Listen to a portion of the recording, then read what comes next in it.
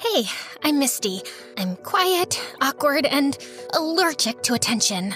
But my mom, she's basically the exact opposite. Everyone thinks she's just your average, slightly chaotic mom, but no one knows what she's really capable of, except me. Because this isn't her story, it's mine. Ever since I was a kid, there was one unspoken law in our house. When mom's working, no one talks to her. Not me, not my dad, not even the dog. Only when she got home did she flip into perfect mom mode. When I was finally old enough to keep a secret, my parents sat me down for the big reveal. All right, you're finally old enough. Not mature, obviously. You're still reckless, lazy, always tired for no reason, say and do dumb stuff. Mom, you really don't have to tell me this. Why are you interrupting me? I'm literally not. Oh my God, you're doing it again. This is how you talk to the woman who carried you for 9 months? What do you want me to do? Carry you back? Please. You can barely carry yourself with those stick-thin legs and whatever junk you survive on. Ladies, time out. What we want to tell you, Misty, is that your mom is an undercover cop. Like in the movies? Wigs? Fake accents? Full-on Harley Quinn type stuff? No way. Yes way. Mom went into her room and stayed there for a whole 10 minutes. When she came out, I genuinely didn't recognize her. One day, I went to the mall, starving, grabbed a slice of pizza, and there was literally nowhere to sit. Unless I wanted to sit on someone's lap, the floor was my only option. So I found a quiet little corner and sat on the floor. That's when I got the text. Why are you sitting on the floor like a delinquent? Get up. Who even says delinquent anymore? And where are you? Everywhere. Now get up. I looked around. Nothing. Everyone was too tall, too short, too old, too young. Not a single person looked like my mom. But she was there, somewhere, watching. And it wasn't a one-time thing. If I bought candy instead of lunch, she knew. If I hung out with kids she didn't like, she knew. She was everywhere. So I started keeping to myself. A lot. By high school, I'd earned a reputation as the lone wolf. No drama, no distractions, just homework. And when you don't have any friends, you've got plenty of time for homework. Of course, that didn't stop me from developing the biggest, dumbest crush on my lab partner, Finn, who was basically my opposite in every possible way. Not exactly a straight-A student, always smiling, effortlessly friendly to everyone, even the socially challenged. Like, me. Yeah, this is kinda gross. You thinking what I'm thinking? Then, before I could even react, Finn casually yeeted our poor, definitely no longer alive frog out the window. When the teacher walked over, Finn just shrugged. It jumped. You guys should really double check that these things are actually dead next time. And the previous time it was also a dead frog, huh? You do this all the time. But at least I find you funny. Tell me, did you really put gum on Mrs. Schweinsteiger's chair? Ah, she deserves it. Don't tell anyone I said that. Oh yeah. Miss Carter, I want to tell you something, but don't get upset. I heard her say something about you the other day. I don't want to be the gossip guy, but something about your 4th divorce, that you're simply not built to live a happy life. She said what? How dare she? Thank you, Finn. I'm giving you an extra 5 points on this project, and 10 more if you like this video and subscribe to MSA. Finn, keep telling me everything, and you'll get the plusiest A ever. That was kind of funny, so I let out the most awkward giggle in human history. What are you laughing at, Missy? Minus 5 points for inappropriate giggling during science time. And she walked away. It's Misty, but I didn't correct her. Well, that wasn't nice of her. Well, time she gets her own gum moment, too. Talking was never really my thing. And yet, despite all that, Finn kept talking to me. He was the only one who did. Or at least tried to. Until she showed up. Class, please give a warm welcome to your new classmate, Leslie Green. The principal beamed from ear to ear as he introduced Leslie, who, as it turned out, was the daughter of 2 international entrepreneurs, meaning she was super rich, which probably meant she'd be super popular too, right? And yet, out of everyone in the room, she chose to sit right next to me. Hi, I'm Leslie. I just know we're gonna be best friends. I nodded. That was all she was getting. But apparently, Leslie didn't take hints. Oh, and sit up straight, bestie. Bad posture today, and boom, you're 35, living in your car, eating string cheese for for dinner. No husband, no kids. And just listening to breakup podcasts. Alone. Just saying. There was something very, how do I say this politely?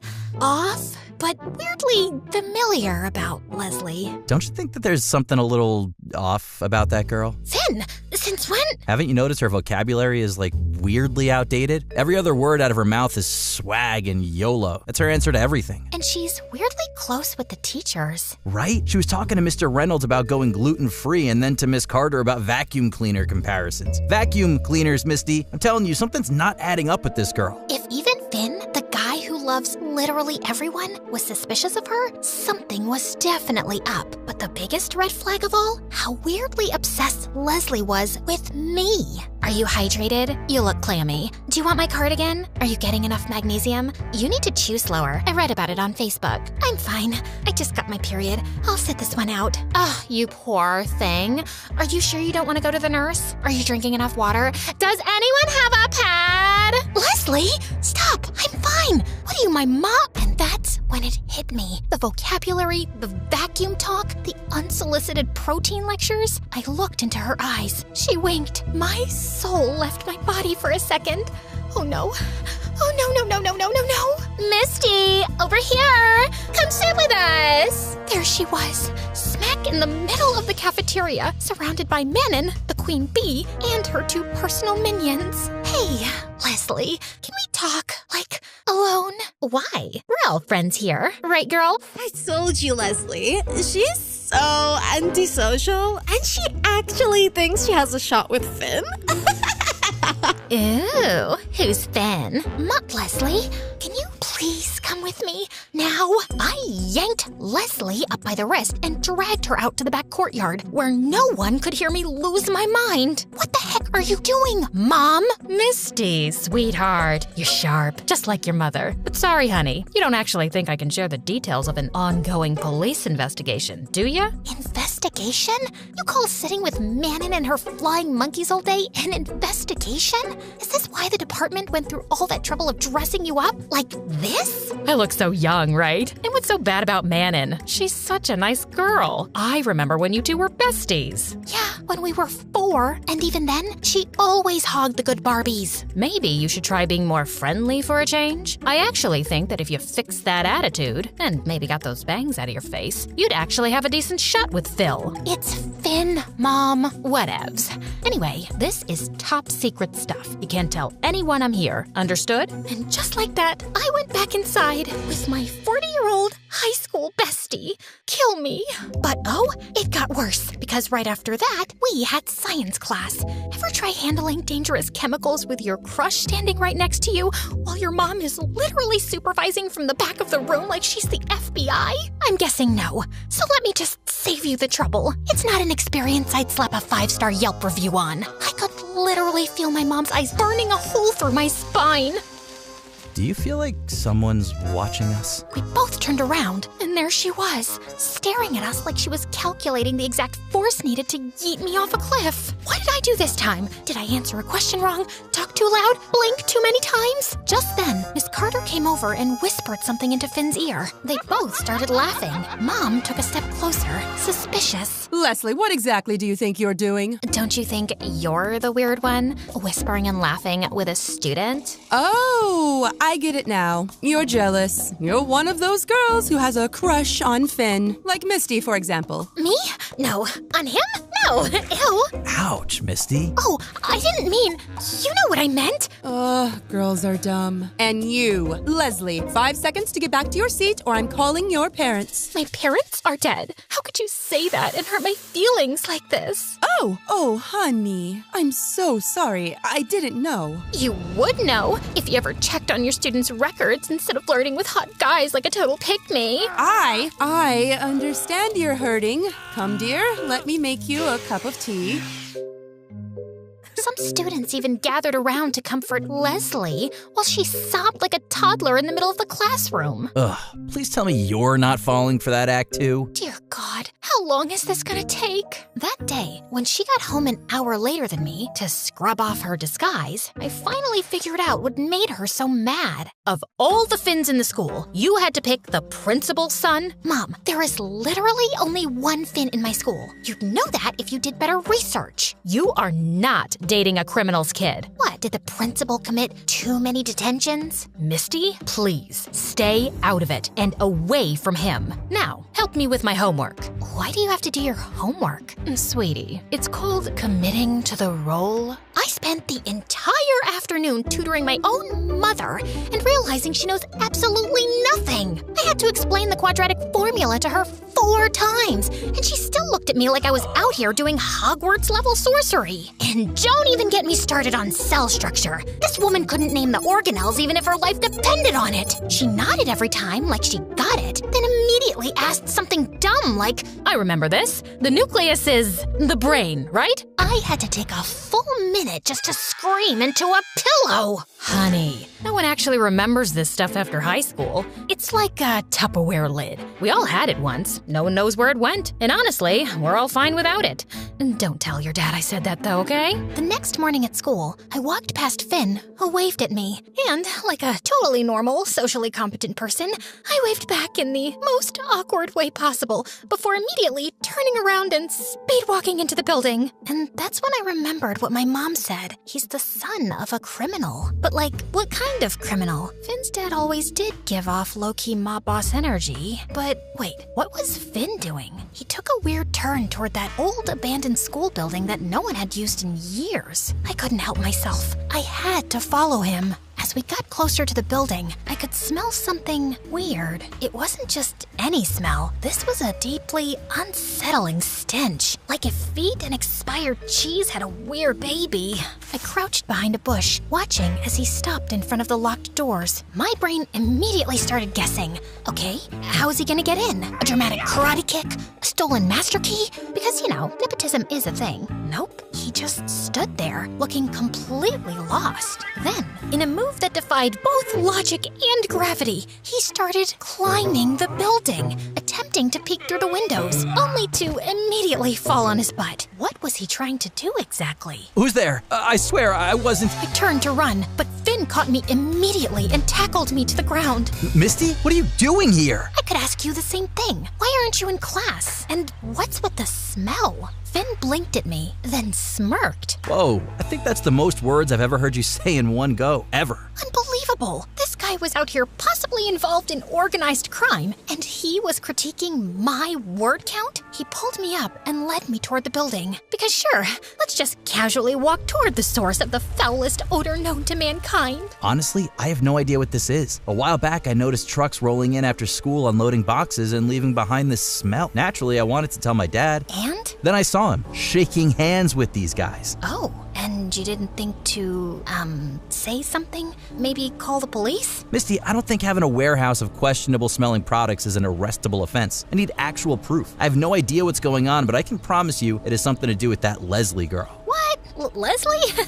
No way. I mean, I talked to her. The lights are on, but nobody's home, Finn. Yeah, that's what she wants us to think. Okay, even if you're right, why would she tell us anything? Isn't she obsessed with you? She'll tell you whatever you want to know. That's not really how mother-daughter dynamics work. I tell her everything, and she decides what to tell me, if anything. That said, this time, I did happen to know more than I was supposed to. And I wanted to tell Finn. I really did. I just wasn't sure if I should. We need an actual plan, Finn. Do you have one? We'll play it by ear. Wow, so strategic. But maybe you could borrow a key since your dad's the principal? Finn turned to me like I had just insulted his entire bloodline. Apparently, it wasn't that simple. I felt kind of bad, so before I could overthink it, I offered to help. Because if I help him, I might also manage to steer him away from the truth about Leslie's real identity. Or at least try. Brilliant decisions are my specialty. We'd sneak in after school, unless more sketchy cargo showed up first, which raised a much bigger question. What was I doing? This was my mom's investigation. Should I tell her? But would that be betraying Finn? After an entire day of agonizing over the very important question, who do I want to least disappoint, my terrifying mother or my crush, I finally came to a decision. This was a real police investigation, and the responsible thing to do was follow the law. So, like a mature, law-abiding citizen, I went straight to my mom. I found her, of course, right where she always was, with Manon and her two brainless shadows. I had to pull every shred of courage I had left. She's not really some mean girl, just my mom. Okay, but I'm literally the fastest braider in the whole squad. My record is like 3 braids in under a minute. Oh, wow, that's adorable. I used to braid full ponytail extensions during car chases. What? I mean, go-kart races at the arcade. My boyfriend's driving was insane. Sure. Let's see it then. Braid off. Right now. Ready, set, braid. Leslie whipped out a comb from literally nowhere and started braiding with FBI-level precision. Manon, meanwhile, was struggling, dropping strands, muttering under her breath. I was born to braid. You were born to watch. I'm a winner. I'm a legend. Whatever. Braiding's for poor people. Everyone went quiet. Then I cleared my throat. Leslie, about that really important thing, I'm not sure what you mean. Oh, why are you still talking to that weirdo? We're gonna be late to practice because of her. Practice? Yeah, I got Leslie on the cheer squad. We have a full dress rehearsal coming up. She's not like you, Misty. Leslie cares about sports. She doesn't have a homework hunchback like you do. I told you to sit up straight. I can't believe it. My mom just chose Manon's side over her own daughter? Whatever it is, I'm sure we'll have time to talk about it later. No, Leslie, this is really, really important. You know what I'm talking about. No, I have no idea. And I have practice. Let's go, girls. She brushed past me, then leaned in, whispering in my ear, "Stay out of this, Misty." I was shook. Not only had my super professional mother taken cheerleading more seriously than a possible lead on her investigation, she took Manon's side and called me a hunchback. Fine, if she's not going to take this investigation seriously, then I will. But later, I saw her at practice. And I mean, I hate to say this, but Mom kinda crushed it. She tossed her pom-poms into the air, nailed a triple cartwheel, and at the very last second, caught them midair like some kind of undercover gymnast ninja. The whole cheer squad went absolutely feral, clapping, screaming, bouncing around like they'd just seen Beyonce live. Well, except Manon, obviously. She looked kind of jealous. She stood there with this tight little smile, then casually walked past Mom and accidentally clipped her ankle. Oh, oopsie. I swear, for 1 second, Mom's eyes flashed like she was about to end her entire bloodline. But she smiled, fixed her posture, and walked it off like a true cheer queen. After school, Finn and I sat quietly in an empty classroom, waiting for the halls to empty out. Hey, are you okay? You look sad. What? Oh, no, I'm fine. He looked like he didn't believe me, but let it go. Once the coast was clear, we slipped out and crept toward the admin floor. Of course, perfect. The secretary was still there, typing furiously at her computer. Hey, Valerie. Late shift, huh? What do you want, Finn? I'm busy. Oh, someone was looking for you outside. Me? He was tall, ripped, and tan.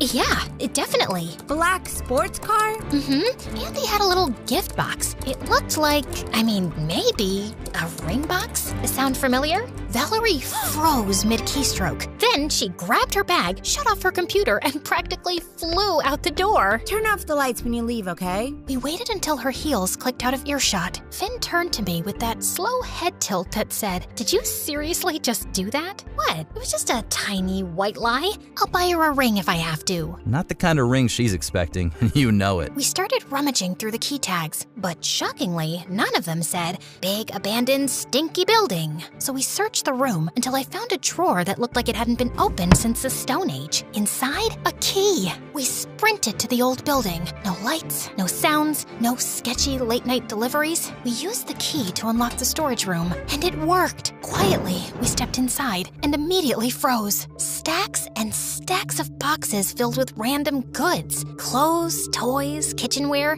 even dog accessories, and all of it smelled horrific. Let's not leave any stones unturned. Who knows what's buried in here? Ugh, that garbage smell is coming from the actual products. Then the door slammed open. Luckily, stacks of boxes hit us. But then Finn grabbed my hand and dragged me deeper into the room. You idiots! Why don't you ever lock the place? Sorry, sir. I swear we locked it last time. Maybe someone broke in. Oh, sure. Because people are just dying to sneak into this stink dungeon for fun. Try using that peanut you call a brain. But if someone did come in here and saw through the open doors, all this stuff just lying around for free, they'd still risk permanent nasal damage just to grab what they could. Check everything. Make sure no one's been snooping around. No pun intended. Don't move. Don't breathe. I've been trying not to breathe since we got here. Don't worry, I'm great at not drawing attention to myself. Really? I don't think so. You're kinda hard to miss. Was that a compliment? I think it was, because at that moment, Finn looked straight into my eyes, and suddenly I realized how close we were. But then, a hand ruffled my hair.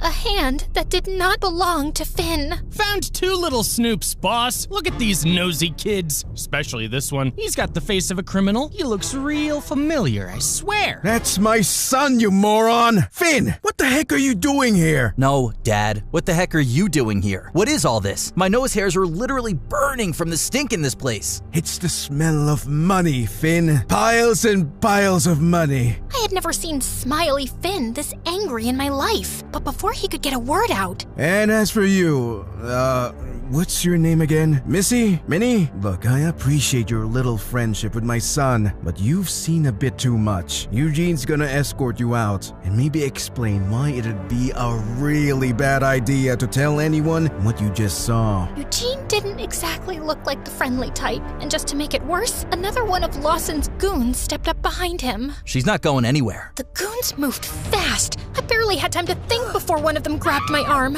Okay, so I panicked. I screamed, right in Eugene's ear, like full volume, feral banshee scream. He flinched so hard he let go. The second goon stumbled into a stack of boxes while trying to grab me, and that's when I moved. Finn, the dog bowls! He grabbed one, I grabbed another, and we chucked them at the floor. Plastic clanged everywhere. The goons slipped. One tripped over a clown curtain. The other one fell on a squeaky duck toy. Yes, there were duck toys. Run! We bolted, boots pounding behind us. We ducked through the crates, turned corners, and split up. I dove behind a stack of boxes full of, are you kidding me, sad clown drapes? Why? I could hear the goons' voices behind the stack. This is so not in my job description. And that's when I got an idea. I shoved the whole stack forward. Judging by the yell and the crash on the other side, Finn had the same idea. When I peeked out, Finn was crouched on a pile of neon tablecloths and bulk glitter. Go! We sprinted. We were so close. Exit in sight. And then there he was, Principal Lawson, blocking the door. Then, Police, hands where we can see them. Lawson and his goons were so freaked out, they obeyed before even realizing they'd just been caught red-handed. A SWAT team of officers stormed in. 3 cops dragged Lawson and his guys straight to the squad cars, while the rest of them started packing up all the merch. Misty, what in the world are you doing here? Solving crime? If you'd actually listened to me about Finn instead of running off to your cheerleader fantasy camp, you would have known about this way sooner. I knew what was going on. According to our intel, Lawson was supposed to have a secret meeting in the girls' locker room at the gym with one of his shady suppliers. The plan was for me to accidentally walk in and bust them mid-deal, but someone set off the silent alarm, and instead of catching him in the act, we had to chase him here. But you were so busy with cheer practice and Manon. Honey, I'm supposed to pretend to bond with the cheerleaders so I have a solid alibi for being in the girls' locker room so often. What, did you think you could just whisper intel to me in the hallway like we were in some spy movie? Oh, it's fine.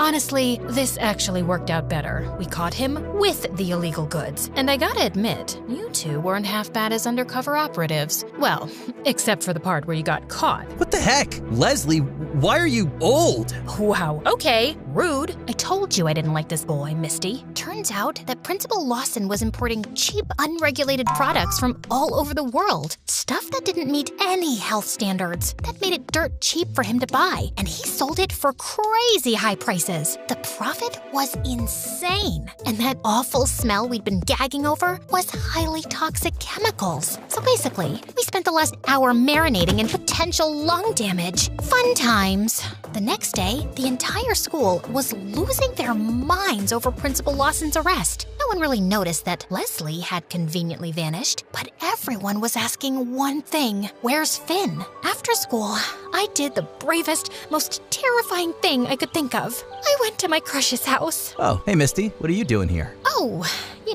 just checking in, making sure you're okay. Not that I think you're okay. I mean, obviously things aren't okay, but you're okay? I mean...